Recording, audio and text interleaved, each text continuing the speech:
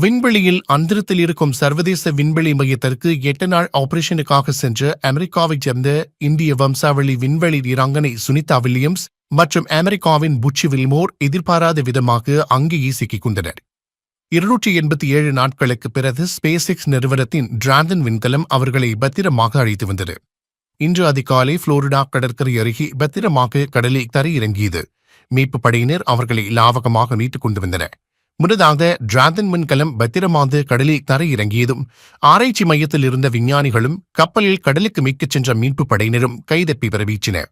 ஆனால் அவர்களுக்கு முன்பே சுனிதா வில்லியம்ஸ் குழுவினரை கடலில் இருந்த டால்பின்கள் நேரடியாக சென்று வரவேற்றது விஞ்ஞானிகளை மெய்சிலிருக்க வைத்தது. டிராகன் விண்கலம் கடலில் விழுந்த மறுநொடி அந்த இடத்தை டால்பின் குழு சுற்றியது. விஞ்ஞானிகளை வரவேற்பது போல் டிராகன் விண்கலத்தை டால்பின்கள் வட்டமடித்தன. இது தொடர்பான காட்சிகள் வெளியாகி மொத்த உலகத்தையும் உணர்ச்சி பெருக்கில் மூழ்கடித்துவிட்டது.